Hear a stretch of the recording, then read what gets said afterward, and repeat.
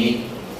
أعوذ بالله من الشيطان الرجيم. بسم الله الرحمن الرحيم.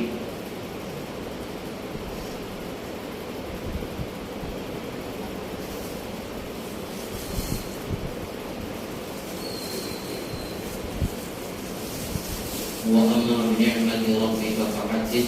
صدق الله مولانا العظيم وصدق رسوله الكريم ونحن على ذلك لمن الشاهدين والشاكرين والحمد لله رب العالمين. ایک مرتبہ ضرور سے پڑھیں اللهم صل على سيدنا نبينا مولانا محمد عدد ما في الله صلاة الله وسلام وعلى آله وصحبه أجمعين.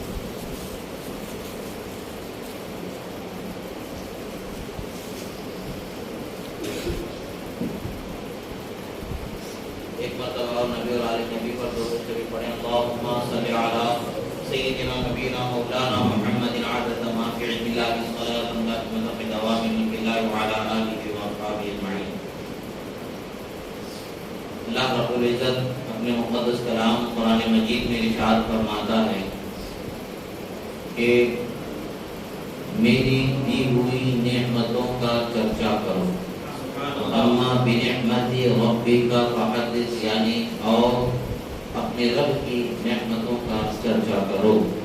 تو ہمارے لیے تو سب سے بڑی نعمت تو اس کے حبیب صلی اللہ تعالی علیہ وآلہ وسلم کی ہے.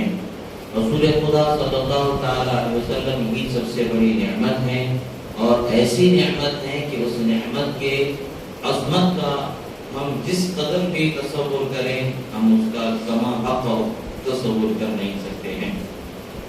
یا تو خود اللہ تبارک و تعالی اس کی عظمت ہمیں بتائے تو ہمیں اندازہ ہو، یا پھر وہی ذات اس کو عظمت والا خدا نے بنایا ہے، وہی پیغمبر اپنے بارے میں ہمیں کچھ بتائیں تو ہمیں اندازہ ہو کہ اللہ نے ہمیں کیسا نبی بخشا ہے، کیسا نبی ہمیں عطا فرمایا ہے. اور آج ہم نبی صلی اللہ تعالی علیہ وسلم کی ولادت کا ذکر کرتے ہیں تو لوگوں کو یہ تکلیف ہوتی ہے کہ بھئی کیا ضرورت ہے ذکر کرنے کی، کیا ضرورت ہے بار بار ذکر کرنے کی، یہ ان کی کم عقلی ہے، یہ ان کی کم ضربی ہے. اس لیے کہ محبت کا تقاضا تو یہی ہے کہ جس قدر محبت ہو اسی قدر اس کا ذکر ہوتا. ہمیں اللہ کے رسول سے بے پناہ محبت ہے، ہم اللہ کے رسول کا ذکر بے پناہ کرتے ہیں، یہاں تک کہ لوگ یہ سمجھے کہ ہم دیوانے ہو چکے ہیں. یہ ہماری محبت کا تقاضا ہے کہ ہم ان کا اس قدر ذکر کریں، اس قدر ذکر کریں کہ قیامت تک کے ان کے ذکر سے ہم زمین و آسمان کو معطر منور کر دیں. ہماری زندگی اگر قیامت تک مل جائے تو ہم قیامت تک کی زندگی میں ذکر مصطفیٰ کرتے رہیں. اس لیے کہ اللہ تبارک و تعالی نے نبی صلی اللہ تعالی علیہ وسلم کا ذکر صرف اسی زمانے میں کیا ہے، یا آپ کی ولادت کے زمانے میں کیا ہے، اس کے بعد نہیں کیا ہے، اس کے پہلے نہیں کیا ہے، ایسا نہیں ہے. بلکہ اللہ تبارک و تعالی نے اس کے حبیب صلی اللہ تعالی علیہ وسلم کا ذکر ہر پیغمبر کے زمانے میں فرمایا. سبحان اللہ. نبی کے آنے سے پہلے بھی نبی کا ذکر تھا، اور نبی کے آنے کے بعد بھی نبی کا ذکر ہے، اور نبی کے دنیا سے رخصت ہونے کے بعد بھی نبی کا ذکر ہے. قبر میں بھی نبی کا ذکر ہوگا، حشر میں بھی نبی کا ذکر ہوگا، میزان، پلسرات، حوض کوثر، جنت، ہر جگہ نبی کا ذکر ہوگا. نبی صلی اللہ علیہ وسلم کے ذکر کے بغیر ہماری زندگی ہی نہیں ہے، چاہے وہ دنیا کی ہو چاہے وہ آخرت کی ہو. مثال کے طور پر جب قبر میں سوال ہوں گے تو کیا سوال ہوں گے؟ ساری دنیا کے لوگ جانتے ہیں کہ 3 سوال کیے جائیں گے. ایک خدا کے بارے میں پوچھا جائے گا، ایک دین کے بارے میں پوچھا جائے گا، اور ایک ذات مصطفیٰ کے بارے میں پوچھا جائے گا. نبی صلی اللہ علیہ وسلم کے بارے میں پوچھا جائے گا. یعنی مرنے کے بعد بھی جو سب سے پہلے ہمارے پاس ذکر کیا جائے گا وہ اللہ کے رسول صلی اللہ علیہ وسلم کا ذکر ہوگا. یعنی مرنے کے بعد بھی ہمیں اس ذکر سے چھٹکارا نہیں، بلکہ اس ذکر کے بعد ہماری گواہی سنی جائے گی، ہماری شہادت سنی جائے گی. ہم اس نبی کے بارے میں دنیا میں کیا کہتے تھے وہ سنا جائے گا. اس کا وہاں پر ایگزام ہمیں دینا ہوگا. اس امتحان میں اگر ہم کامیاب ہو جائیں گے تو کامیاب بندوں میں شمار ہو جائیں گے. اور اگر اس امتحان میں ہم کامیاب نہیں ہوں گے تو ہم ناکام بندوں میں ہمارا شمار ہو جائے گا۔ وہاں کامیاب کون ہوگا؟ تو یہاں ان کا ذکر کامیابی سے کرنے والا ہوگا۔ وہاں کامیاب وہی شخص ہوگا جو یہاں ان کی جو شان خدا نے دی ہے اس شان کے ساتھ یہاں ذکر کرنے والا ہوگا، تو اس شان کا بیان وہاں دینے والا ہوگا، اس ایگزام میں اسے کامیابی مل جائے گی۔ اللہ کے رسول صلی اللہ تعالی علیہ وسلم نے احادیث مبارکہ میں خود اپنی ذات کا تعارف ہمیں پیش فرمایا۔ لوگوں جب تم میرا ذکر کرو تو کیسا ذکر کرو گے؟ خدا نے مجھے کیسا بنایا؟ کوئی کیا جان سکے کہ رسول اللہ کو خدا نے کیسا بنایا ہے؟ ہماری پہنچ تو ان کے قدموں کی دھول تک ہی ہے۔ ان کی ذات کی عظمتوں رفعتوں کے بارے میں ہم کیا جان سکتے ہیں؟ ارے ان کے شہزادے غوث اعظم رضی اللہ تعالیٰ عنہ کی شان و عظمت کی بات جب آ جاتی ہے تو ہم یہی کہتے ہیں سر بھلا کیا کوئی جانے کہ ہے کیسا تیرا، اولیاء ملتے ہیں آنکھیں وہ ہے تلواتے ہیں۔ اے غوث اعظم آپ کے مقام کی بلندی ہم کیا جان سکتے ہیں؟ اولیاء آپ کے تلووں پر اپنے سروں کو اپنے چہروں کو ملتے ہیں، ان کی پہنچ تو آپ کے قدم تک ہے، آپ کے سر یعنی بلندی رفعت کا انہیں کیا اندازہ ہوگا جب ان کے شہزادے کی شان کا یہ عالم ہے، جب ولیوں کے سردار کی سرداری کا یہ عالم ہے، جب ولیوں کے شیخ اعظم غوث اعظم کا یہ معاملہ ہے، تو پھر نبیوں کے نبی کی شان کا کیا حال ہوگا؟ پیغمبروں کے پیغمبر کی شان کیا حال کیا ہوگا؟ محبوب رب العالمین کی شان کا کیا حال ہوگا؟ رحمت للعالمین کی شان کا کیا حال ہوگا؟ سید الانبیاء کی شان کا کیا حال ہوگا؟ ہم اندازہ ہی نہیں لگا سکتے کہ کس قدر شان والا خدا نے بنایا ہے۔ ہاں ہم یہ رسول اللہ کے بیان سے جان سکتے ہیں جتنا انہوں نے بتا دیا سمجھا دیا اتنا ہی ہم کہہ سکتے ہیں، اس سے بڑھ کر کے تو کچھ کہہ ہی نہیں سکتے ہیں، اس لیے کہ جانتے ہی نہیں ہیں کہ ہم کیا کہہ سکیں۔ ہمیں تو بولنا سمجھنا تو انہی کی سمجھ سے ہمیں عطا ہوا ہے۔ انہوں نے جو سمجھایا ہے، جو سمجھ دی ہے، اسی کو ہم سمجھتے ہیں، جو بتایا اسی کو ہم بتاتے ہیں، نہ اس میں کم کرتے ہیں نہ اس میں زیادہ کرتے ہیں۔ تو غلط اور نیا کہاں سے آ گیا؟ یہاں پر حضرت ابو ہریرہ رضی اللہ تعالی عنہ سے روایت ہے، رسول اللہ صلی اللہ تعالی علیہ وسلم فرماتے ہیں وَعِدُّ مِنْ خَيْرِ قُرُونِ بَنِي آدَمَ قَرْنًا فَقَرْنًا حَتَّى كُنْتُ مِنَ الْقَرْنِ الَّذِي كُنْتُ مِنْهُ۔ اللہ کے رسول صلی اللہ تعالی علیہ وسلم فرماتے ہیں اللہ تبارک و تعالی نے مجھے ہر زمانے میں بہتر لوگوں میں منتقل فرماتا رہا، یہاں تک کہ بہترین قبیلے میں بہترین لوگوں میں بہترین ماں باپ کے کوکھ سے دنیا میں مجھے آنا اللہ نے مقرر فرمایا۔ رسول اللہ صلی اللہ تعالی علیہ وسلم حضرت آدم علیہ السلام کے زمانے سے لے کر کے آپ کے دنیا میں آنے تک کے ہر زمانے میں آپ کے پیدا کیے جانے یا آپ کے نور مبارک کو منتقل کیے جانے کا ذکر فرماتے رہے ہیں۔ تو کیا یہ رسول اللہ صلی اللہ تعالی علیہ وسلم کی میلاد کا ذکر کرنا نہیں ہوگا؟ بے شک رسول اللہ نے اپنے پیدا کیے جانے کی شان کو بیان فرمایا ہے، تو ہم بھی تو وہی شان کو بیان کرتے ہیں، نہ اپنے گھر سے کوئی چیز لاتے ہیں، نہ اپنی سمجھ سے کوئی چیز بیان کرتے ہیں، نہ اپنی فکر سے کوئی فکر لاتے ہیں، ہم تو وہی بولتے ہیں جو اللہ کے رسول نے بتا دیا ہے، جو قرآن و سنت کی روشنی میں جو چیز ظاہر ہے اسی کا بیان کیا جاتا ہے، اپنی عقل و فکر سے اس میں گھوڑے نہیں دوڑائے جاتے ہیں۔ اللہ کے رسول صلی اللہ تعالی علیہ وسلم کا یہ فرمان کیا ہے؟ فرماتے ہیں کہ ہر زمانے کے بہترین لوگوں میں اللہ تبارک و تعالی نے مجھے میرے نور کو منتقل فرماتا رہا، یہاں تک کہ میں سب سے بہترین زمانے میں سب سے بہترین لوگوں کی کوکھ سے پیدا کر دیا گیا۔ اللہ کے رسول صلی اللہ تعالی علیہ وسلم سے دوسری روایت ہے، حضرت واصلہ ابن اسقع رضی اللہ تعالی عنہ بیان فرماتے ہیں سمعت رسول اللہ صلی اللہ علیہ وسلم يقول ان اللہ اصطفى کنانہ من ولد اسماعیل واصطفى قریشا من کنانہ واصطفى من قریش بنی ہاشم واصطفانی من بنی ہاشم۔ امام مسلم نے اس حدیث مبارکہ کو روایت فرمایا اور اول حدیث امام بخاری نے حدیث مبارکہ کو ذکر فرمایا تھا، روایت فرمایا تھا۔ رسول اللہ صلی اللہ تعالی علیہ وسلم نے فرمایا کہ حضرت واصلہ بن اسقع فرماتے ہیں کہ میں نے رسول اللہ صلی اللہ تعالی علیہ وسلم کے بیان کو سماعت فرمایا، ان کے ارشاد گرامی کو میں نے سنا۔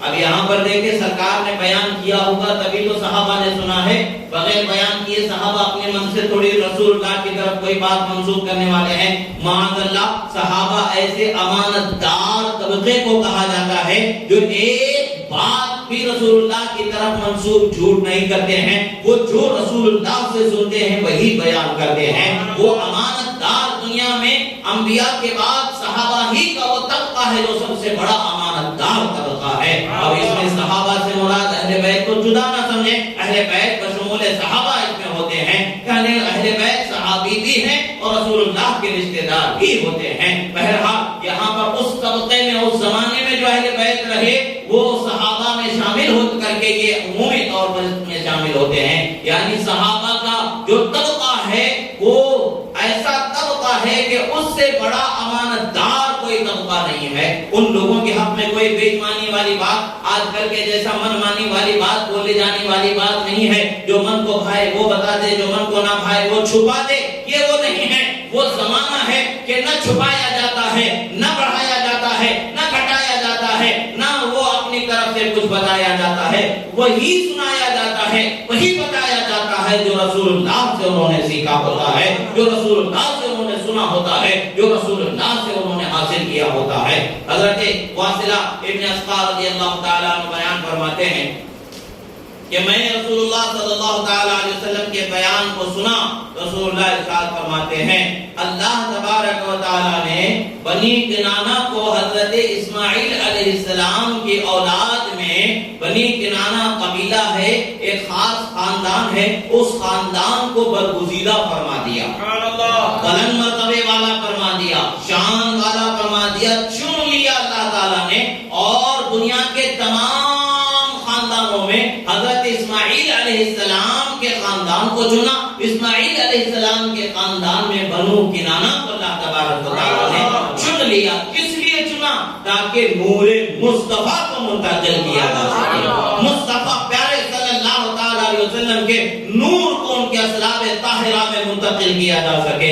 اللہ تبارک و تعالیٰ تو اس کے نبی کے نور کے لیے جس خاندان کو چن رہا ہے اس خاندان کا انتخاب فرما رہا ہے اور گزیدہ فرما رہا ہے، شان والا فرما رہا ہے۔ روح زمین پر اس وقت پر اس خاندان سے بہتر کوئی خاندان نہیں جس خاندان میں رسول اللہ کے نور کو منتقل فرمایا۔ اب رسول اللہ خود بیان فرما رہے ہیں، رسول اللہ کا بیان کب کا ہو رہا ہے؟ یہ نور مصطفیٰ کے منتقلی کا دور ہے۔ نور مصطفیٰ کے ایک صلب سے دوسری صلب میں منتقل کیے جانے کا وقت ہے۔ اس وقت کو اللہ تعالیٰ نے کیسے محترم فرمایا ہے، اس گھر کو کیسے محترم فرمایا ہے، اس خاندان کو کیسے محترم و برگزیدہ فرمایا ہے، اس کا ذکر رسول اللہ صلی اللہ علیہ وسلم فرما رہے ہیں۔ تو کیا یہ رسول اللہ کی ولادت کا ذکر نہیں ہے؟ بے شک رسول اللہ صلی اللہ تعالیٰ علیہ وسلم کی ولادت اور آپ کی شان کا ہی ذکر ہے رسول اللہ جو فرما رہے ہیں۔ اور آج ہم اہل سنت جو میلاد کی محفل سجاتے ہیں، یہ کیا ہوتا ہے اس میں تو صرف اور صرف خدا کے رسول کی شان بیان کی جاتی ہے، خدا کا کلام بیان کیا جاتا ہے، حدیث رسول انام بیان کیا جاتا ہے، علماء، فقہاء، صحابہ، اہل بیت، تابعین، تبع تابعین، ان کے اقوال مبارکہ کی روشنی میں شان مصطفیٰ کو سمجھایا جاتا ہے، عظمت مصطفیٰ کو سمجھایا جاتا ہے، تاکہ لوگوں کے دلوں میں مصطفیٰ جان رحمت صلی اللہ علیہ وسلم کی محبت اس طریقے سے بس جائے، اس طریقے سے بس جائے، جان اگر 1000 مرتبہ نثار کرنے کا موقع آ جائے تو ہر عاشق یہ کہے کہ لبیک، میں سب سے زیادہ حقدار ہوں، میری جان کو قربان کرنے کے لیے مصطفیٰ صلی اللہ علیہ وسلم کے شان کے آگے۔ عاشق کا، رسول اللہ کے چاہنے والے کا یہ حق ہوتا ہے کہ اگر اسے 1000 مرتبہ بھی رسول اللہ کے نام پر اپنی جان کو قربان کرنے کا موقع مل جائے تو بلا تکلف قربان کرنے کے لیے وہ آگے بڑھنے والا ہو جائے۔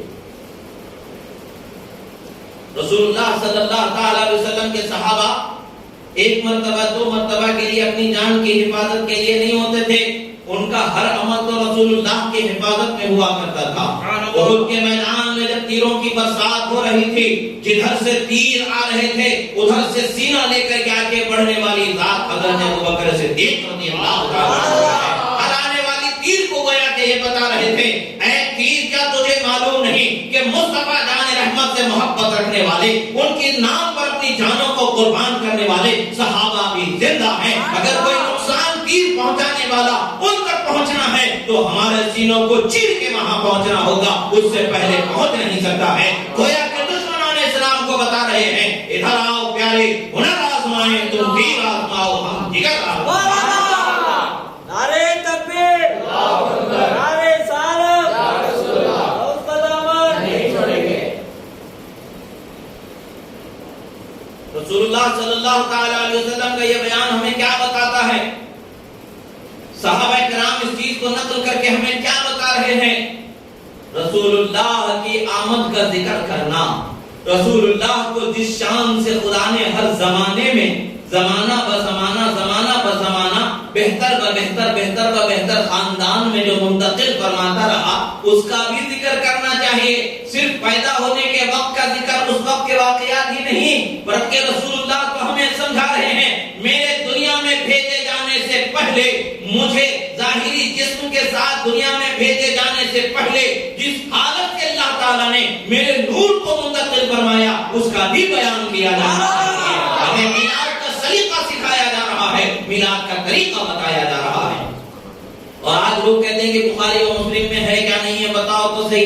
अरे ये हदीसें जो इमाम बुखारी ने इमाम मुस्लिम ने रिवायत फरमाई है, ये किस बात में है? ये हदीसें, ये हदीस का मतलब क्या है? बयान जो किया गया है तो उसका क्या मतलब है? क्यों आखिर इस हदीस को जिक्र किया गया है? अगर मिलाद का जिक्र, रसूलुल्लाह की आमद का जिक्र, रसूलुल्लाह के पैदाइश का जिक्र, रसूलुल्लाह की शान का जिक्र करना बिदअत और नाजायज और हराम माअज़ल्लाह हो जाए, तो फिर तो तौबा करना पड़ेगा ऐसे ख्याल और फिक्र से, अल्लाह की पनाह चाहना पड़ेगा। बताओ लोगों के कुरान की कौन सी आयत को निकाल सकोगे माअज़ल्लाह? हदीस की किताबों से कौन सी हदीसों को निकाल सकोगे माअज़ल्लाह? क़यामत तक के नहीं हो सकता है, क्योंकि ये दीन मुस्तफा है, दीन इस्लाम है, इसका हाफिज होने के बाद खुद रब्बे ज़ुल जलाल,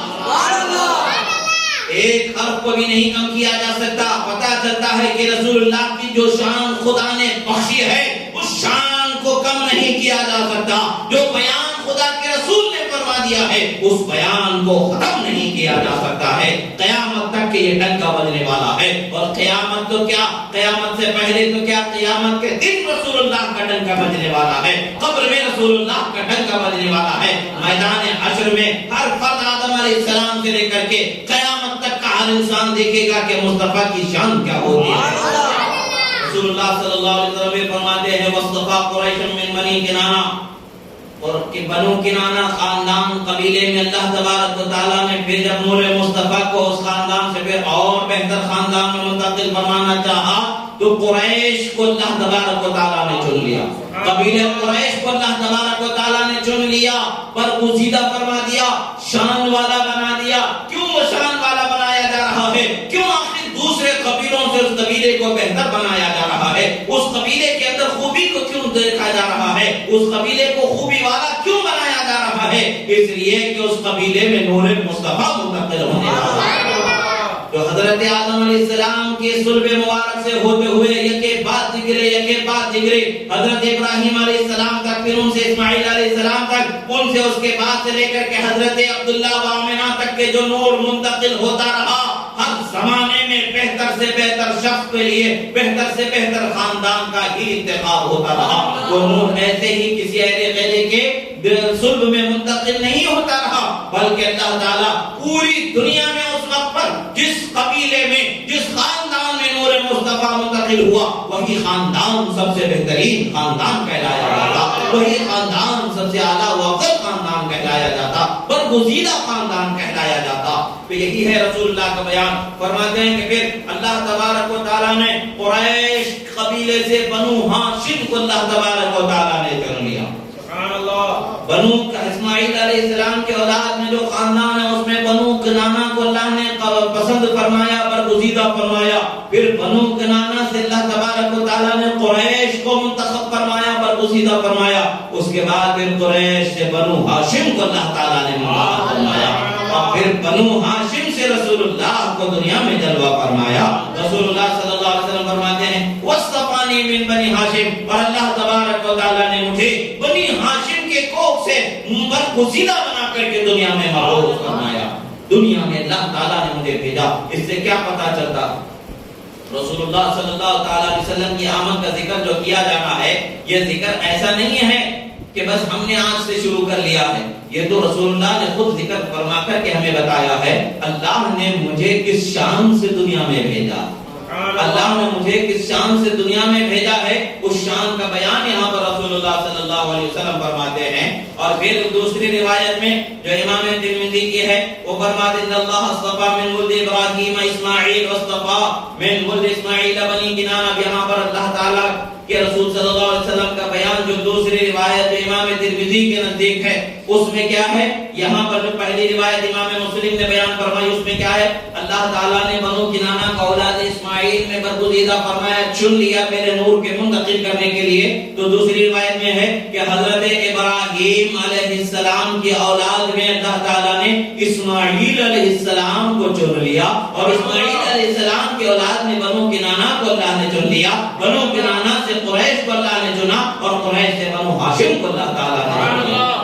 دیکھنے کی بات ہے حضرت ابراہیم علیہ السلام کے دو شہزادے، ایک حضرت اسماعیل اور ایک حضرت اسحاق علیہ نبینا علیہ السلام۔ حضرت اسماعیل علیہ السلام بھی پیغمبر ہیں، حضرت اسحاق علیہ نبینا علیہ السلام بھی پیغمبر ہیں، مگر اللہ تبارک و تعالیٰ نے اسماعیل علیہ السلام کو منتخب فرمایا نور مصطفیٰ کے منتقل فرمانے کے لیے۔ پتہ کیا چلتا ہے، جس طریقے سے انبیاء کرام میں درجات اللہ تبارک و تعالیٰ نے رکھا ہے، انہیں فضیلتیں جو بخشی ہیں، ان میں سب سے بہترین شخصیت کو اللہ تبارک و تعالیٰ نے منتخب فرمایا ہے۔ اور اسی طریقے سے ہر زمانے میں ہر خاندان کو اللہ تبارک و تعالیٰ نے جو سب سے بہتر خاندان تھا، جو فضیلت والا خاندان، اسی خاندان میں رسول اللہ کو منتقل فرمایا۔ یعنی خاندان کی عزت بھی نور مصطفیٰ سے بڑھا دی گئی ہے، خاندان کی بزرگی بھی نور مصطفیٰ سے بڑھا دی چلی گئی۔ بات کیا ہے؟ بات یہ ہے کہ دنیا والوں کو رب ذوالجلال بتا رہا ہے، اے لوگو تمہارے پاس جو میں جس نبی کو بھیجنے والا ہوں یہ عام سا انسان نہیں ہے جو عام طریقے سے پیدا ہونے والا ہے، یہ وہ انسان ہے جس کے لیے میں نے کل جہاں کو پیدا فرمایا ہے، یہ وہ ہے جن کے لیے میں نے جنت کو سجایا ہے، جنت کو بنایا ہے، یہ وہ ہے جن کے لیے میں نے ساری کائنات کو وجود بخشا ہے۔ اگر یہ نہ ہوتے تو کچھ نہ پیدا فرماتا۔ جب وہ آنے والے ہیں تو کس شان سے آ رہے ہیں، اس شان کا بیان رسول اللہ کی زبانی اللہ تعالیٰ نے ہم تک پہنچایا ہے۔ عزیزو، اللہ کے رسول صلی اللہ علیہ وسلم کی آمد کا ذکر یہ ہماری سعادت مندی ہے، یہ ہماری کامیابی ہے، یہ دنیا و آخرت کی ہماری سب سے بڑی کامیابی ہے۔ اللہ کے رسول صلی اللہ تعالیٰ علیہ وسلم، یہ سب حدیث کی کتابیں، حالانکہ یہ ساری روایات و واقعات عام طور سے ایسے ہی بیان کی جاتی نہیں، مگر لوگوں کے ذہن و فکر میں یہ آتا ہے کہ ایسے ہی جو منہ میں آیا بول دیا، جو من کو آیا سنا دیا، یہ لوگ سمجھتے ہیں۔ تو ان کے جواب کے لیے کتاب کو سامنے رکھ کر کے بتائے جانے کے، پڑھ کر سنائے جانے کی ضرورت پیش آ رہی ہے کہ جو شان مصطفیٰ کو بیان کیا جا رہا ہے یہ اپنے من کو لگا کر کے، اپنے من سے سجا کر کے، باتیں بنا کر کے نہیں سنایا جا رہا ہے، بلکہ وہ اللہ کے رسول کے کلام کو سنایا جا رہا ہے۔ اس سے جو معنی ظاہر ہے اور اس سے جو مفہوم واقع ہے اس کو بتایا جا رہا ہے، اپنی طرف سے کوئی چیز پیش نہیں کی جا رہی ہے، تاکہ لوگ دیکھ لیں، جان لیں، سمجھ لیں کہ جو بے وجہ پہ اعتراض کرنے والے ہیں وہ اپنے اعتراض پر ہوش کریں کہ ہم کہاں بے وجہ کے اپنے آپ کو ہلاکت میں ڈال رہے ہیں۔ ہماری کامیابی تو یہ ہے کہ ہم رسول اللہ کی شان کو مانیں، جس طرح سے شان والا اللہ نے انہیں بنایا ہے، ان تمام شان کو ہم مانیں جو شان خدا نے انہیں بخشی ہے۔ تبھی ہم سچے مومن ہوں گے، تبھی ہم سچے مسلمان ہوں گے۔ اللہ کے رسول صلی اللہ تعالیٰ علیہ وسلم سے ایک دوسری روایت حضرت ابو ہریرہ رضی اللہ تعالیٰ عنہ فرماتے ہیں کہ رسول اللہ صلی اللہ تعالیٰ علیہ وسلم نے فرمایا انا سید ولد آدم یوم القیامہ۔ اب یہاں پر ولد آدم بھی پڑھا جاتا ہے، ولد آدم بھی پڑھا جاتا ہے۔ تو عربی ادب میں لغت میں دونوں طریقے سے پڑھا جانا درست ہے، دونوں کا ایک ہی مطلب ہے، یعنی حضرت آدم علیہ السلام کی اولاد۔ ولدی بھی پڑھا جاتا ہے، ولدی بھی پڑھا جاتا ہے، دونوں طریقے سے روایتوں میں آتا ہے اور دونوں طریقے سے پڑھنا درست ہے۔ اب یہاں پر اللہ کے رسول صلی اللہ تعالی علیہ وسلم نے ارشاد فرمایا انا سید ولد آدم یوم القیامہ، اے لوگوں سنو، قیامت کا جب دن ہوگا سردار کون بنایا جائے گا؟ آدم علیہ السلام کے تمام اولاد پر اگر اللہ تعالیٰ کسی کو سردار بنائے گا تو وہ میری ہی ذات ہے جسے خدا سرداری۔ یہ وہ شان ہے جو رسول اللہ صلی اللہ علیہ وسلم نے حشر کے دن کی بیان فرمائی۔ اب یہاں پر سوچیں کہ جو روایتوں کو لایا گیا وہ روایتیں سرکار کی آمد سے پہلے آنے دنیا میں تشریف لانے کی شان کو بتایا جا رہا ہے، اب پھر دنیا میں آنے کے مقام کو رسول اللہ صلی اللہ علیہ وسلم کی عظمت کو بتایا جا رہا ہے۔ ہے. نور مصطفیٰ کے لیے خاندانوں کا ذوات مبارکہ کا انتخاب اور انہیں برگزیدہ کیے جانے کا بیان کیا جا رہا ہے. اور اس کے بعد پھر لوگوں کو یہ بتایا جا رہا ہے ایسا نہیں ہے کہ پھر صرف میری شان پیدا ہونے سے پہلے ہوتی رہی, پیدا ہونے کے بعد ہو گئی بس ختم نہیں, بلکہ دنیا کو جب سے بنایا ہے تب سے میری شان ہے. دنیا کو فنا کر کے پھر قائم فرمائے گا, میدان حشر ہوگا وہاں بھی میری شان خدا بتایا جا رہا ہے. ہر جگہ خدا نے میری شان کو ظاہر فرمایا ہے, میری عظمت کو اجاگر فرمایا ہے. چاہے وہ دنیا میں آنے کا مرحلہ ہو, چاہے وہ دنیا میں جانے کا مرحلہ ہو, دنیا سے جانے کا مرحلہ ہو, یا حشر میں اٹھائے جانے کا مسئلہ ہو, یا حشر کے دن چاند سے غریبوں کو گناہگاروں کو بخشانے کا مرحلہ ہو, ہر جگہ پر رسول اللہ کی شان کو اللہ تعالیٰ نے اجاگر فرمایا. اللہ کے رسول صلی اللہ تعالیٰ علیہ وسلم سے یہ حدیث مبارکہ پھر اور اس کے آگے فرماتی ہے, بھی مسلم شریف کی حدیث ہے, وَأَوَّلُ مَنْ, اور پھر اللہ کے وَأَوَّلُ شَافِعٍ وَمُشَفَّعٍ فرماتے ہیں اللہ کے رسول صلی اللہ تعالیٰ علیہ وسلم کہ سنو اے لوگو, اللہ تعالیٰ مجھے سید اولاد آدم قیامت کے دن میں سید اولاد آدم رہوں گا, یعنی قیامت کے دن سوائے سرداری مصطفیٰ کے کوئی اور سرداری نہیں ہوگی. میدان حشر میں کوئی سردار نہیں ہوگا سوائے مصطفیٰ پیارے صلی اللہ علیہ وسلم کے سردار کی. آپ سردار ہوں گے, آپ کے سوا کوئی سردار نہیں ہوگا. رب تو رب ہے, ان کا بھی رب ہے, ہمارا بھی رب ہے, وہ خالق ہے, وہ معبود ہے, وہ احد ہے, لم یلد ہے ولم یولد ہے, وہ رب لم یزل ہے, وہ ایسی شان والا ہے کہ اس کی شان کو اس کے پیغمبر کے سوا کوئی کیا حق ادا کرے بیان کر لے گا. رسول اللہ صلی اللہ تعالیٰ علیہ وسلم کو سرداری بخشے گا. پھر فرماتے ہیں میں ہی وہی شخص ہوں جو سب سے پہلے قبر سے اٹھایا جاؤں گا, جو سب سے پہلے قبر سے اٹھایا جاؤں گا تو میں ہی ہوں. رسول اللہ صلی اللہ علیہ وسلم یہ بھی بیان فرما رہے, آنے کا بھی بیان فرما رہے ہیں, اٹھائے جانے کا بھی بیان فرما رہے ہیں. اور اللہ کے پیغمبروں کا طریقہ ہے یہ بیان ہوتا رہا, سلام علیہ یوم ولدت و یوم اموت و یوم ابعث حیا. حضرت عیسیٰ علیہ نبینا علیہ السلام بیان فرماتے ہیں جس دن مجھ پر سلامتی ہو اللہ کی, اور جس دن میں پیدا ہوا اس دن پر اللہ کی سلامتی, جس دن میں دنیا سے اٹھایا جاؤں گا اس دن پر اللہ کی سلامتی, اور پھر جب قیامت میں مجھے اٹھایا جائے گا اس دن پر اللہ کی سلامتی ہے. یعنی انبیاء کا دنیا میں آنا بھی سلامتی ہے, دنیا سے جانا بھی سلامتی ہے, حشر میں اٹھایا جانا بھی سلامتی ہے. سلامتی ہی سلامتی اللہ نے ہمیں عطا فرمایا. اللہ اکبر, نعرہ رسالت, یا رسول اللہ, سرکار کی آمد, مرحبا. اور پھر رسول اللہ صلی اللہ علیہ وسلم فرماتے ہیں سب سے پہلے میں ہی لوگوں کی شفاعت کرنے والا ہوں, اور سب سے پہلے میری ہی شفاعت کو قبول کیا جائے گا. لوگوں کو کب سے بتایا جا رہا ہے, آدم علیہ السلام کے زمانے سے لے کر کے حشر کے میدان کی حالتوں تک کے رسول اللہ نے اپنی شان کو بیان فرما دی. اب بتائیں تو صحیح کہ کیا سرکار کی شان, میلاد, آپ کی آمد اور آپ کی بعثت اور آپ کے اٹھائے جانے کا یہ سب بیان ہے, یہ بیان کرنا اگر شرک و بدعت ہو جائے تو پھر دین کس کا نام؟ دین تو یہی ہے کہ شان مصطفیٰ کو بیان کیا جائے, دین تو یہی ہے کہ مصطفیٰ کی شریعت پر قائم رہے, دین تو یہی ہے کہ مصطفیٰ کا جو راستہ ہے وہی دین ہے, اسی پر ہمیں چلنا ہے. جب دین والے نبی کو ہی نہیں بتائیں گے ہم لوگوں کو تو لوگ دین کو کیسے پہچانیں گے؟ نبی کو تو بتانا پڑے گا کہ یہ دین جس کا ہے وہ شان والا نبی کیسا خدا نے بنایا, اس نبی کی خدا نے کیسی عظمت عطا فرمائی, وہ بتائیں گے. نہیں تو پھر کیا بتائیں گے؟ ان کے باپ دادا کی شان بتائیں گے, جو ٹرین میں چلتے ہوئے بیت الخلا میں گر کے جن کی موت ہو گئی ان کا بتائیں گے, ان کا ذکر کریں گے. ہم تو ان کا ذکر کرتے ہیں جن کے لیے جنت کو سجایا گیا, ہم تو ان کا ذکر کرتے ہیں جن کے لیے کائنات کو بنایا گیا, ہم تو ان کا ذکر کرتے ہیں جو کل قیامت کے دن اللہ کی بارگاہ میں سجدے کی اجازت ہوگی تو ذات مصطفیٰ کو اجازت ہوگی, وہ سجدہ ریز ہو جائیں گے. اللہ تبارک و تعالیٰ فرمائے گا ارفع راسک سل تعطا واشفع تشفع, فرمایا جائے گا اے میرے حبیب اپنے سر کو سجدے سے اٹھا لو, مانگو عطا کیا جائے گا, پوچھو دیا جائے گا, شفاعت کرو قبول کی جائے گی. اسی کی طرف اشارہ فرما رہے, قبر سے حشر کے میدان میں سب سے پہلے اٹھنے والا میں, سب سے پہلے گنہگاروں کی شفاعت کرنے والا میں, سب سے پہلے میری ہی شفاعت کو قبول کیا جائے گا. یہ تو حدیث سے ہے. یہ بیان کرو.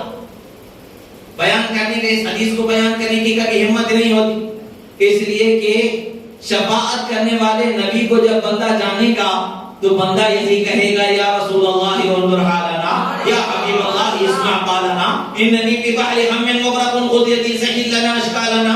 یا رسول اللہ نظر کرم کیجئے میرے حال دار پر، میں گناہوں کے دلدل میں، گناہوں کے سمندر میں گر رہا ہوں، پھنسا ہوا ہوں، خدا را مجھے پکڑیے، کنارے لگا دیجئے، مجھے اس دلدل سے بچا لیجئے، اس گناہگاری کے سمندر سے مجھے بچا لیجئے. جب یہ کہا جاتا ہے تو یہ شرک ہے. شرک ہے تب رسول اللہ شفاعت کیسے کر رہے ہیں؟ رسول اللہ لوگوں کے گناہوں کی بخشش کیسے دلا رہے ہیں؟ یہی تو وہ بات ہے. یا رسول اللہ میری شفاعت کیجئے، یا رسول اللہ انظر حالنا جو کہا جا رہا ہے، اے اللہ کے رسول میری شفاعت فرمائیے، اپنی دعاؤں کے ذریعے میری مدد فرمائیے، اپنی حمایت کے ذریعے میری مدد فرمائیے. جو شان خدا نے آپ کو بخشی ہے اس شان کا ایک قطرہ مجھے عطا فرما دیجئے، ایک حصہ مجھے عطا فرما دیجئے، مجھے گناہوں کے دلدل سے بچا دیجئے. اگر قیامت کے دن رسول اللہ صلی اللہ تعالی علیہ وسلم شفاعت نہیں کریں گے تو پھر ہم گناہگاروں کا کیا حال ہوگا؟ کون ہے ہمارا پرسان حال؟ مگر ہر عاشق نبی کو جان لینا چاہیے، ہر لا الہ الا اللہ محمد الرسول اللہ کہنے والے کو جان لینا چاہیے. اس نے جو محمد الرسول اللہ کا کلمہ پڑھا ہے وہ محمد ایسی ہستی ہے کہ کل قیامت کے دن جب اللہ تعالیٰ کی بارگاہ میں گناہوں سے ہم پریشان حال ہوں گے، اس وقت پر اگر کوئی صدا اٹھے گی، ہماری بخشش کے لیے کوئی دعا کے ہاتھ اٹھائے جائیں گے تو وہ ذات مصطفیٰ ہی کے ہاتھ اٹھائے جائیں گے، ہی کے ہاتھ اٹھیں گے. وہی کہیں گے پروردگار میرا امتی ہے، بخش دے رحم فرما، پروردگار میرا امتی ہے، میرا کلمہ پڑھنے والا ہے، اس پر رحم فرما. تو وہ دعا کرنے والی ذات محمد عربی صلی اللہ علیہ وسلم کی ذات. نعرہ تکبیر، اللہ اکبر، نعرہ تکبیر، اللہ اکبر، نعرہ رسالت، سرکار کی آمد. دوسری حدیث حضرت انس رضی اللہ تعالی عنہ سے فرماتے ہیں رسول اللہ صلی اللہ تعالی علیہ وسلم نے ارشاد فرمایا انا اکثر الانبیاء تبعا یوم القیامہ وانا اول من یقع باب الجنہ. فرماتے سنو اے لوگوں، تمام انبیاء میں سب سے زیادہ جس کی امت ہوگی، جس کے طریقے پر لوگ چلنے والے ہوں گے، جس کی بات کو لوگ سب سے زیادہ ماننے والے ہوں گے، وہ میں ہی رہوں گا. میری امت تمام انبیاء میں سب سے زیادہ ہوگی اور میری اطاعت کرنے والی میری امت تمام انبیاء میں سب سے زیادہ ہوگی.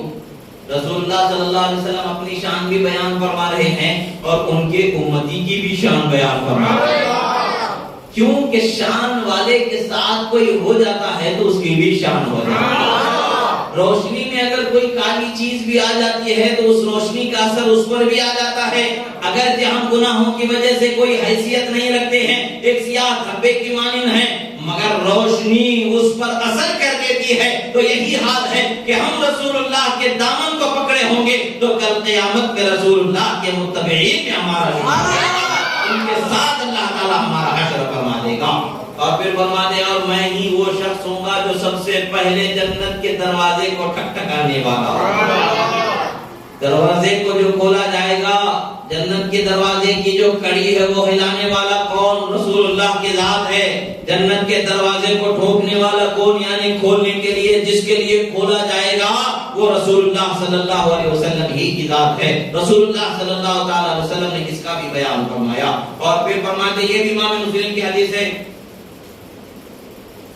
اور پھر سرکار صلی اللہ علیہ وسلم فرماتے جنت کے دروازے پر جائیں گے تو کس شان سے رسول اللہ صلی اللہ علیہ وسلم کا استقبال ہوگا، کس شان سے رسول اللہ صلی اللہ علیہ وسلم کی شان کا استقبال کیا جائے گا، وہ بیان کیسے ہوگا.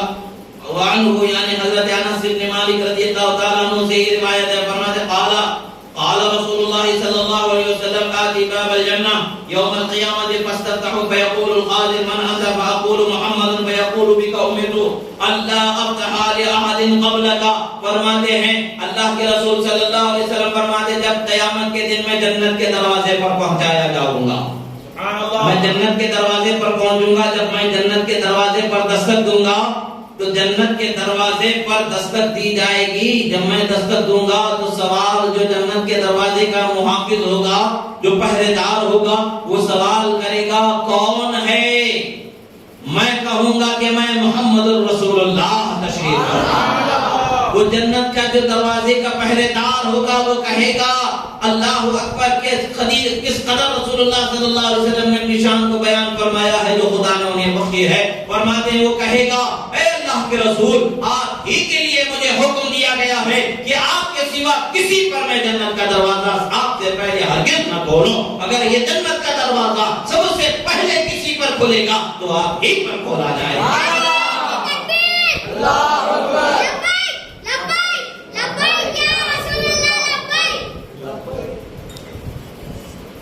رسول اللہ صلی اللہ تعالی علیہ وسلم ایک بار سب سے پہلے جنت کا دروازہ کھولا جائے گا۔ رسول اللہ صلی اللہ تعالی علیہ وسلم ہی پر سب سے پہلے جنت کا دروازہ کھولا جائے گا اور پہرے دار کہے گا کہ کوئی کسی بھی ہستی کے لیے جنت کے دروازے کو کھولنے کا حکم نہیں ہے سوائے آپ کے۔ کسی اور ہستی کے لیے جنت کے دروازے کو کھولنے کا حکم نہیں ہے سوائے آپ کے یا رسول اللہ، آپ ہی پر ہمیں جنت کا دروازہ کھولنا ہے، آپ کے سوا کسی اور پر جنت کا دروازہ ہمیں کھولنے کا حکم نہیں دیا گیا۔ اللہ کے رسول صلی اللہ تعالی علیہ وسلم نے اپنی شان بیان فرمائی، بتا دیا لوگوں کو کہ لوگوں تمہیں جس نبی کا امتی بنایا گیا ہے اس نبی کے امتی ہونے کی وجہ سے تمہیں بھی شان والا بنا دیا گیا۔ تمہاری کثرت ہوگی، تمہاری شان ہوگی، تم پر فخر کیا جائے گا، اور رسول اللہ صلی اللہ تعالی علیہ وسلم کی برکت سے تمہیں بھی عزت والا بنایا جائے گا۔ پھر رسول اللہ صلی اللہ تعالی علیہ وسلم فرماتے ہیں، اور ایک اور روایت سرکار نے جو فرمایا کہ تمام انبیاء میں سب سے زیادہ میری اتباع کرنے والے لوگ ہوں گے، یعنی میری امت سب سے بڑی، سب سے کثرت سب سے زیادہ ہوگی۔ اسی کے تحت حضرت انس سے ایک اور روایت فرماتے ہیں کہ انا اول شفیع فی الجنہ، یعنی سب سے پہلے میں لوگوں کی شفاعت کرنے والا جنت میں ہی۔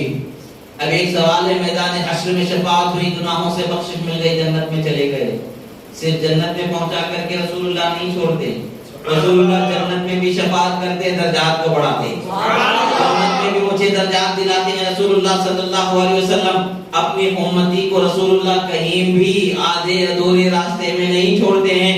جنت میں پہنچ جانا ہی سب سے بڑی کامیابی اور مکمل کامیابی ہے، مگر وہاں پر بھی رسول اللہ شان کو بڑھا کر کے اللہ کی بارگاہ سے شفاعت کر کے درجات کی بلندی عطا فرماتے ہیں۔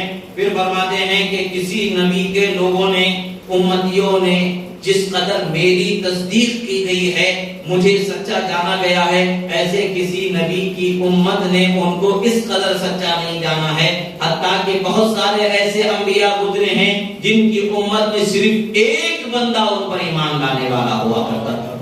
اور اللہ تبارک و تعالیٰ کے رسول صلی اللہ علیہ وسلم جب دنیا سے رخصت ہو رہے ہیں، حجۃ الوداع کے موقع پر جب صحابہ کرام کا جمع غفیر جمع ہے، کم و بیش 1,24,000 صحابہ کا جمع غفیر ہے۔ اسی وقت پر جب دنیا سے تشریف لے جا رہے 1,24,000 کم و بیش صحابہ کرام کا جمع غفیر جب فرما ہے، اور آج پوری دنیا میں دیکھیں جو لا الہ الا اللہ محمد رسول اللہ کہنے والے ہیں کروڑوں کی تعداد میں ملتے ہیں۔ اللہ تبارک و تعالیٰ نے امت محمدیہ کی شان بخشی ہے، اور رسول اللہ صلی اللہ تعالی علیہ وسلم کے امتی بنا کر کے اللہ تبارک و تعالیٰ نے ہمیں ان کو تصدیق کرنے والا، ان کو ماننے والا بنا کر کے اللہ تعالیٰ نے ہمیں بھی شان عطا فرمائی۔ اللہ کے رسول صلی اللہ تعالی علیہ وسلم، اللہ کے رسول صلی اللہ تعالی علیہ وسلم ارشاد فرماتے ہیں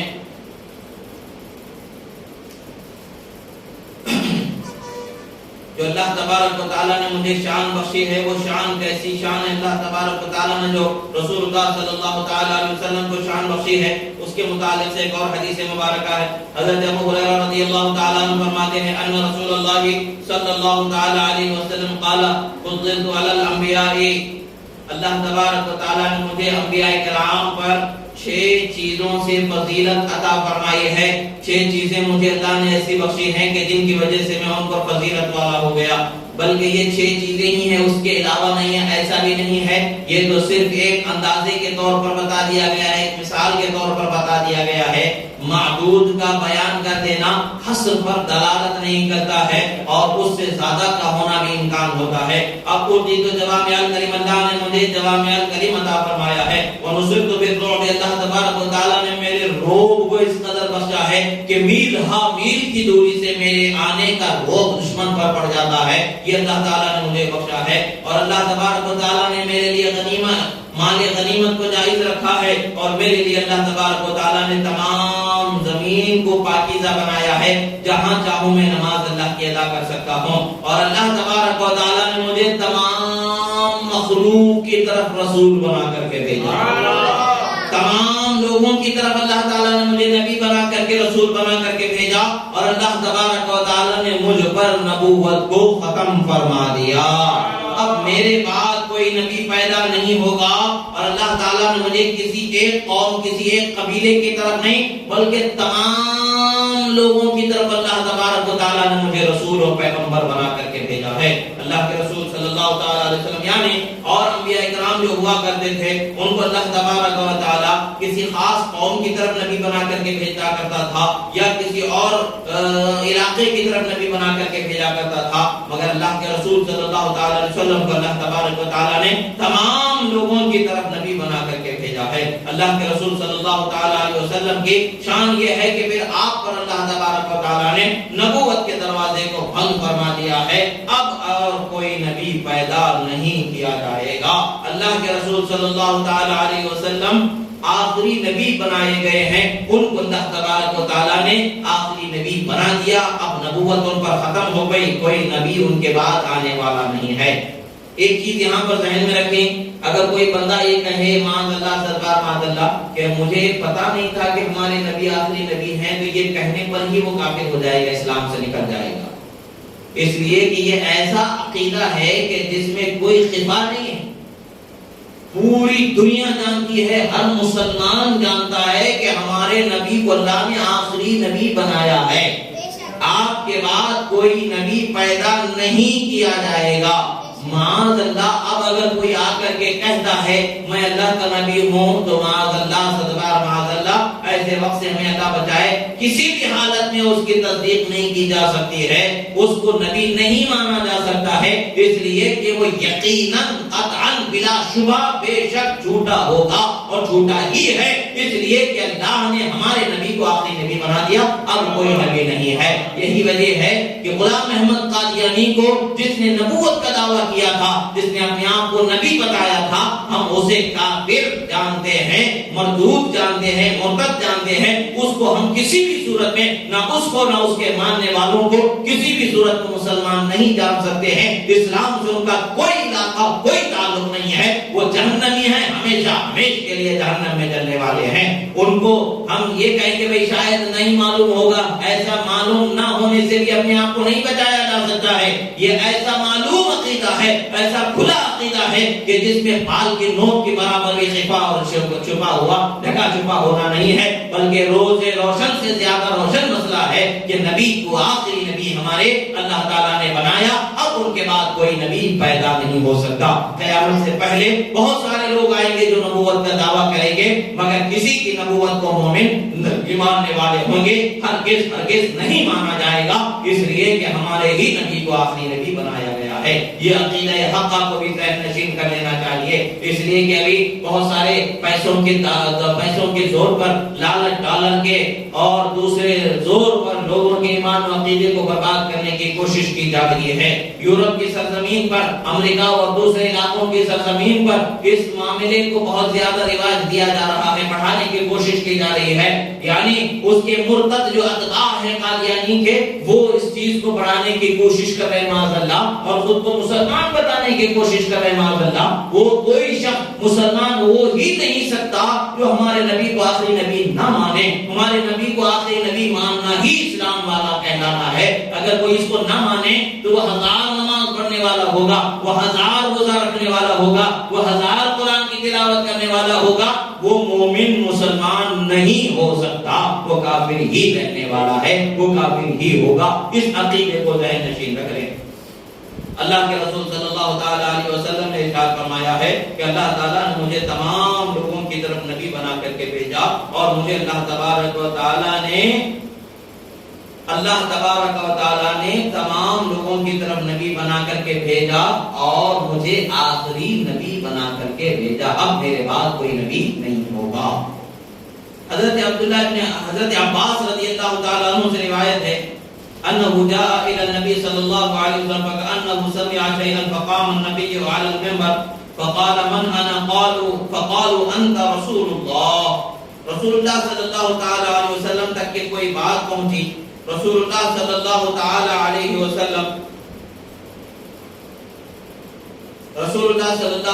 علیہ وسلم ممبر پر جلوہ فرما ہوئے اور ممبر پر جلوہ فرما ہو کر کے رسول اللہ نے لوگوں سے پوچھا کہ میں کون ہوں؟ تمام لوگوں نے کہا آپ اللہ کے رسول ہیں محمد عربی صلی اللہ علیہ وسلم، آپ اللہ کے رسول ہیں. پھر رسول اللہ صلی اللہ علیہ وسلم نے فرمایا انا محمد ابن عبداللہ ابن عبد المطلب، میں محمد ابن عبداللہ ابن عبد المطلب ہوں، یعنی میں محمد ہوں، میرے والد کا نام عبداللہ ہے، ان کے والد کا نام عبد المطلب ہے. رسول اللہ صلی اللہ علیہ وسلم نے یہ ذکر فرما دیا. اب یہاں پر یہ سمجھ میں بات آتی ہے کہ رسول اللہ صلی اللہ علیہ وسلم کا ذکر ہو تو ان کے خاندان کا بھی ذکر کیا جانا چاہیے، ان کے خاندان کا بھی ذکر ہونا چاہیے. رسول اللہ صلی اللہ علیہ وسلم ہمیں طریقہ بیان فرما رہے ہیں اور پھر آگے فرماتے ہیں ان اللہ خلق الخلق فجعلنی فی خیرہم. اللہ تبارک و تعالی نے مخلوق کو پیدا فرمایا اور اس مخلوق میں سب سے بہترین مخلوق میں مجھے منتقل فرمایا. پھر فرماتے ثم جعلهم فرقتين، پھر اس میں دو حصے اللہ تعالی نے فرمایا فجعلنی فی خیرہم فرقۃ، فرماتے ان میں سے سب سے بہترین گروہ میں اللہ تعالی نے مجھے منتقل فرمایا. ثم جعلهم قبائل فجعلني في خيرهم قبيلة، پھر اللہ تبارک و تعالی نے قبیلوں کو، خاندانوں کو بنایا، اس میں سب سے بہترین خاندان میں اللہ نے مجھے منتقل فرمایا. ثم جعلهم بيوتا فجعلني في خير بيت، پھر اللہ تعالی نے گھروں کو بنایا تو سب سے بہترین گھر میرے لیے اللہ نے انتخاب فرمایا. وانا خيرهم نفسا وخيرهم بيتا، فرماتے ہیں اے لوگوں سنو، اللہ تبارک و تعالی نے مجھے سب لوگوں میں سب سے بہترین بھی بنایا ہے اور سب سے بہترین گھرانہ بھی اللہ نے مجھے عطا فرمایا. رسول اللہ صلی اللہ علیہ وسلم کو یہ بیان کی کیا ضرورت ہے؟ یہ 1400 سال بعد آنے والے لوگوں کو سمجھنے کی ضرورت ہے، میلاد پر اعتراض کرنے والوں کو سمجھنے کی ضرورت ہے. اللہ کے رسول صلی اللہ علیہ وسلم نے بتایا ہے میلاد کیسے منایا جاتا. رسول اللہ کے تخلیق سے لے کر کے رسول اللہ کے دنیا میں تشریف لانے تک کا بیان کیا جاتا ہے، آپ کے خاندان والوں کا بیان کیا جاتا ہے، آپ کے اتباع، آپ کے اصحاب کا، صحابہ کا بیان کیا جاتا ہے، اللہ کے کلام کا بیان کیا جاتا ہے اور آپ کی شان کا بیان کیا جاتا ہے. یہ ساری چیزیں تو رسول اللہ خود بیان فرما کر کے لوگوں کو بتا رہے ہیں. یہ جو بیان میں فرما رہا ہوں، اس طریقے کا بیان جس زمانے میں بھی کیا جائے گا وہ دین کا حصہ کہلائے گا. بدعت نہیں ہوگی، حرام نہیں ہوگا، ناجائز نہیں ہوگا، بلکہ ثواب کا کام ہوگا. دین کا یہ حق ہوگا کہ اس کا بیان کیا جائے.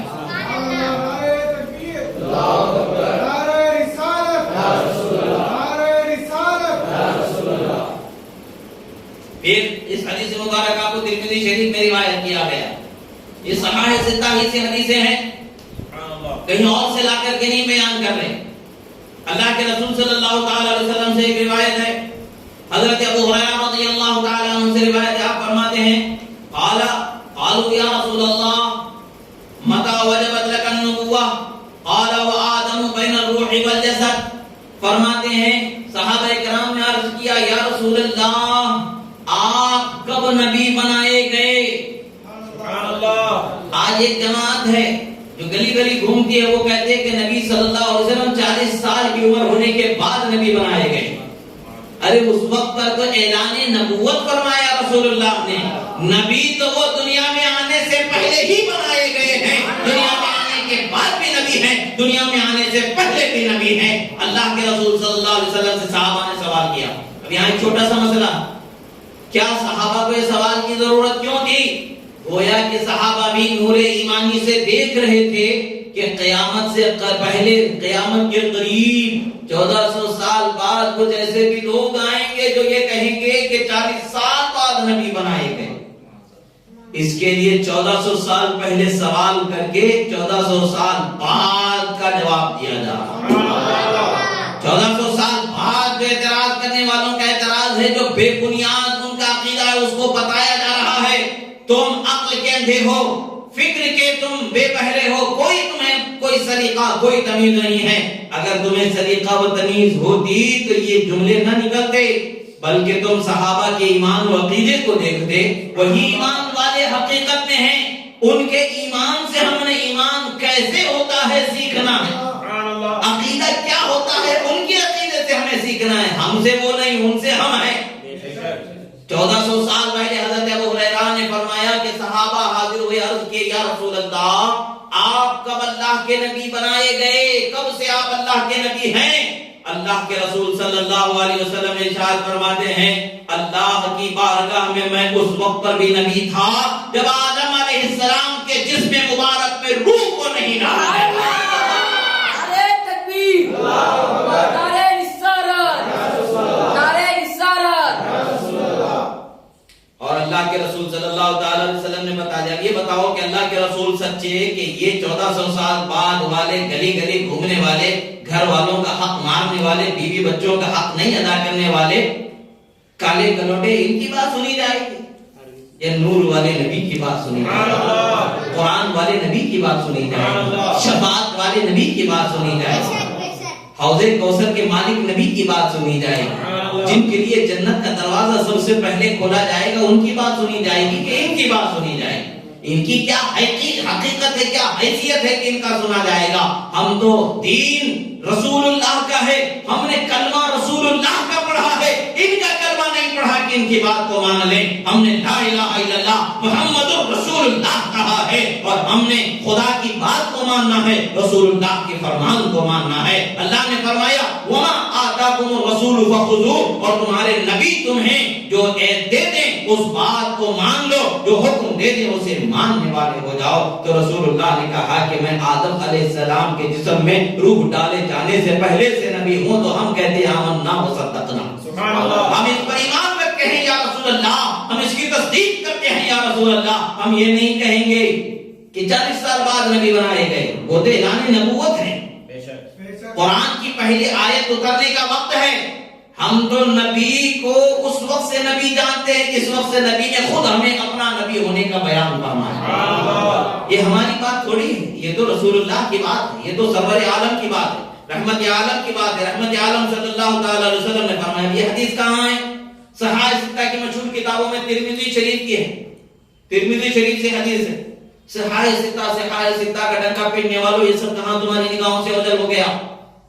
پتہ یہ چلتا ہے کہ تم اپنی مرضی کی کوئی چیز ڈھونڈتے، ہم اپنی مرضی کی نہیں ڈھونڈتے، ہم رسول اللہ کی شان جو ان کی زبان سے ہے اسی کو ہم ڈھونڈتے ہیں۔ ہماری مرضی کی کیا حیثیت ہے؟ ہم تو اپنا جینا مرنا خواہش مرضی سب رسول اللہ کے حکم پر رکھنے والے ہیں، وہ کہہ دیں تو اسی پر چلنے والے ہیں۔ رسول اللہ صلی اللہ تعالی علیہ وسلم دوسری حدیث میں حضرت عباد بن ساریہ رضی اللہ تعالیٰ فرماتے ہیں کہ رسول اللہ صلی اللہ علیہ وسلم سے روایت ہے کہ انی عبد اللہ مکتوب خاتم النبیین، فرماتے سنو کہ میں اللہ کا نبی ہوں اور اللہ تبارک و تعالی نے مجھے آخری نبی بنایا ہے۔ یعنی اللہ تبارک و تعالیٰ کا میں بندہ ہوں اور اللہ کے نزدیک میرا مقام کیسے لکھا گیا؟ انی عند اللہ مکتوب خاتم النبیین، یعنی اللہ نے لوح محفوظ پر میری شان کو لکھ دیا، میں اللہ کا بندہ اور آخری نبی ہوں، میرے بعد کوئی نبی نہیں پیدا ہوگا۔ یہ ہمارا ایسا عقیدہ ہے کہ ہمارے جسم کا ایک ایک ٹکڑا کاٹ دیا جائے، ایک ایک عضو کاٹ دیا جائے، ہر عضو کے جدا کرنے کے بعد یہ ہم سے کہا جائے گا کہ نبی کے بعد کوئی نبی ہونا مان لو، تو خدا کی قسم ہم 1000 دفعہ اپنے جسم کے 1000 ٹکڑے کرانا گوارا کریں گے، مگر نبی کے علاوہ، آپ کے علاوہ کسی اور کو آخری نبی آپ کو ہم نے مانا ہے، آپ کے بعد پھر کسی نبی پیدا ہونے کو ہم ہرگز نہیں ماننے والے۔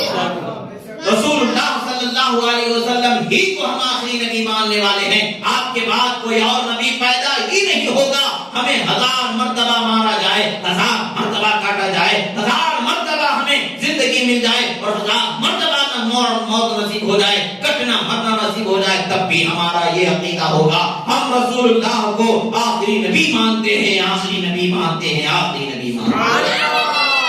نعرہ تکبیر، اللہ اکبر، نعرہ تکبیر، اللہ اکبر،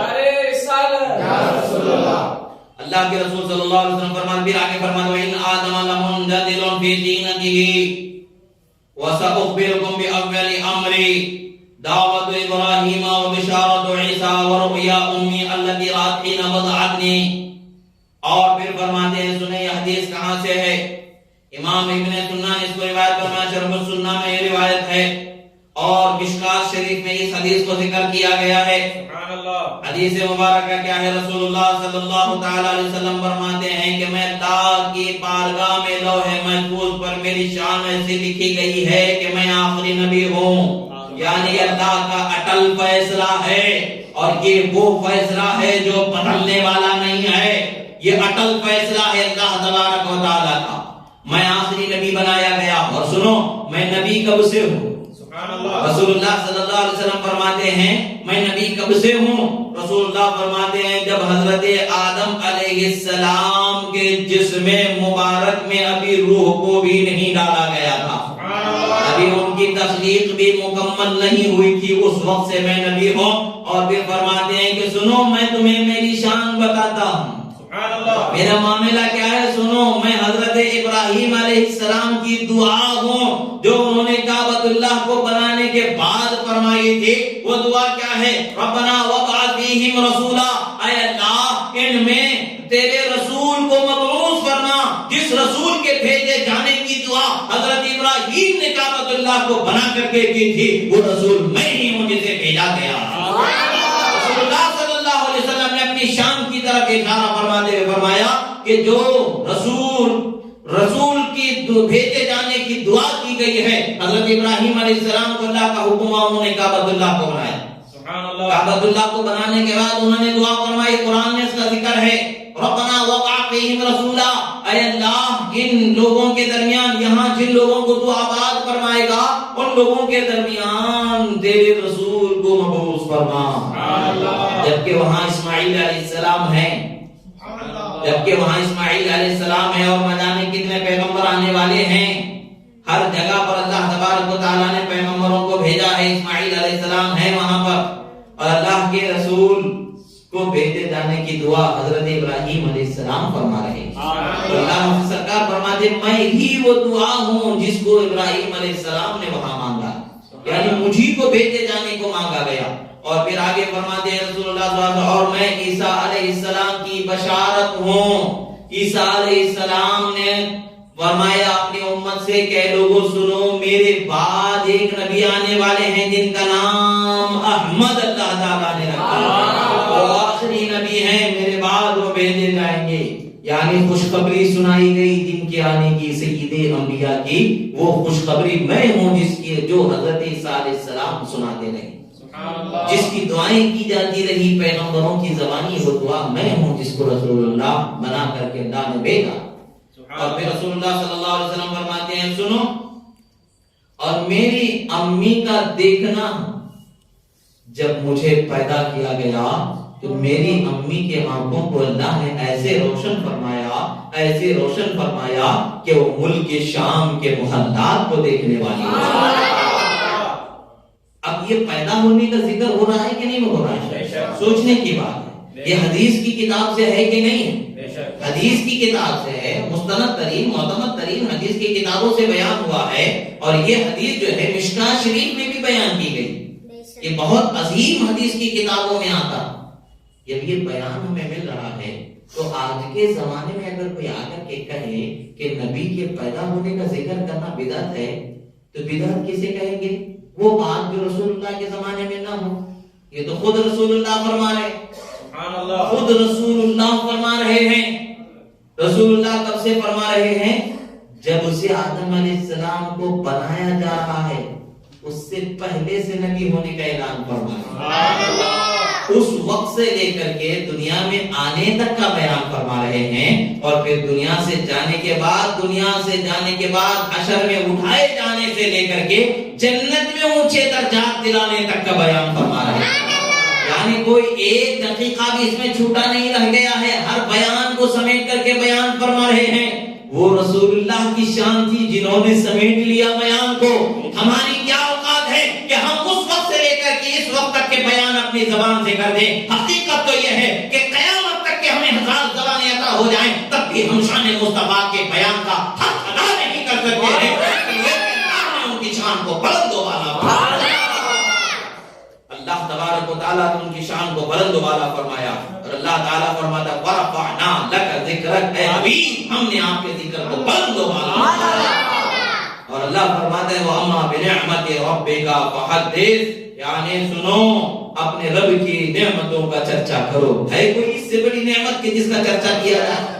اس سے بڑی کوئی نعمت ہے جو چرچا کے لائق ہے؟ حقیقت میں تو سب سے بڑی نعمت تو یہی نعمت ہے، اسی کے صدقے میں سب کچھ ہمیں ملا۔ جب ان کا چرچا نہ کریں، ان کا ذکر نہ کریں، ان کا شکر نہ کریں، ان کی تعریف نہ کریں تو کس کی کریں؟ کوئی حق رکھتا ہے؟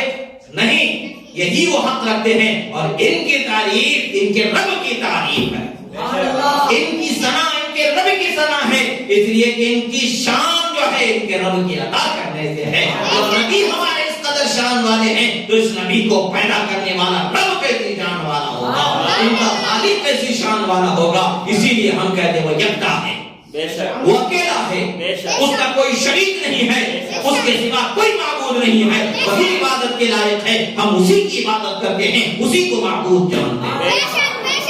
اللہ کے رسول صلی اللہ تعالی علیہ وسلم کی شان کو بیان کرنا یہ خود اللہ اور اس کے رسول کی سنت ہے، ہم اس پر عمل کرتے ہیں، یہ بدعت نہیں ہے، یہ نیا طریقہ نہیں ہے، یہ حرام نہیں ہے، بلکہ یہ عین دین اسلام ہے، دین اسلام کا سب سے عظیم حصہ ہے جس کا بیان کرنا ہم پر لازم و ضروری ہے۔ ہم اپنی قوم کو کیسے بتائیں کہ ہمارے نبی کیسے تھے، ہم اپنی قوم کو کیسے سکھائیں ہمارے نبی کیسے تھے، ہم اپنی قوم کو کیسے بتائیں نبی کی شان کیسے تھی، کیسی شان سے ان کی زندگی دنیا کی گزری، ہم کیسے بتائیں گے؟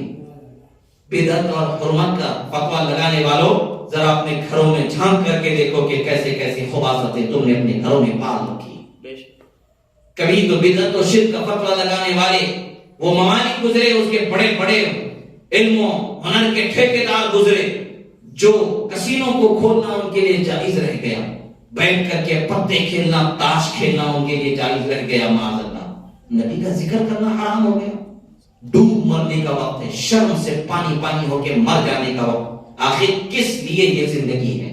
یہ زندگی دی گئی ہے تو ذکر مصطفیٰ کے لیے، شان مصطفیٰ کے لیے دی گئی۔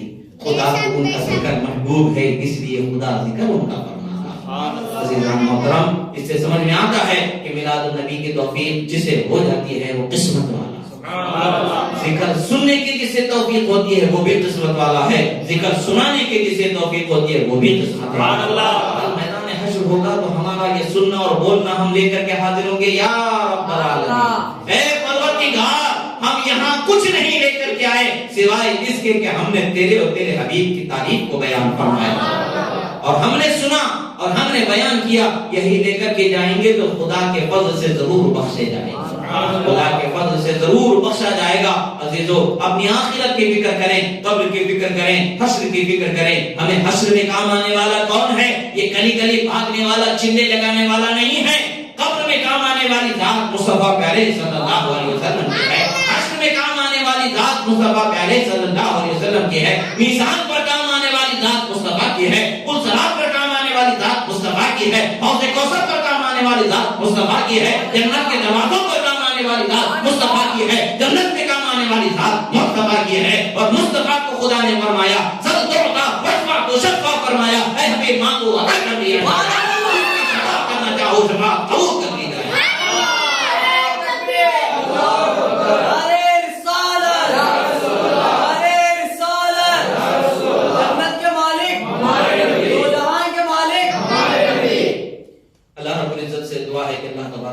جو کہا گیا سنا گیا، کہنے میں سننے میں جو غلطی ہوئی اسے معاف فرمائے، جو صحیح و درست کہا گیا اسے قبول فرمائے، جو حق بیان ہوا اسے ہمارے سینوں میں محفوظ فرمائے۔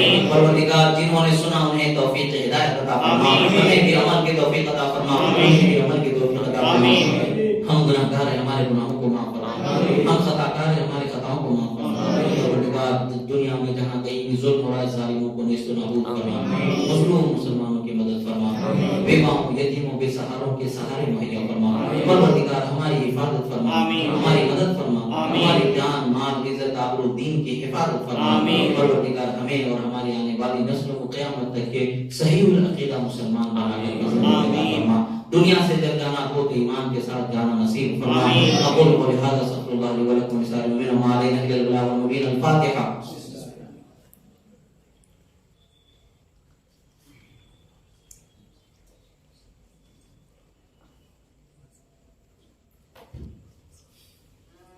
قال الله تعالى في شأن حبيبنا الله وملائكته يصلون على النبي يا أيها الذين آمنوا صلوا عليه وسلموا تسليما اللهم صل على سيدنا نبينا مولانا محمد عدد ما في الملائكة صلاة دائمة بدوام ملك الله وعلى آله وصحبه أجمعين سبحان ربك رب العزة عما يصفون وسلام على المرسلين والحمد لله رب العالمين۔ انشاءاللہ ہر روز مسلسل اسی طریقے سے بیان ہوتا رہے گا۔ آپ حضرات اپنے آپ کو اور اپنے دوستوں کو سب کو اس میں شرکت کرنے کے لیے کوشش کریں تاکہ نیکی کی طرف بلانا بھی نہیں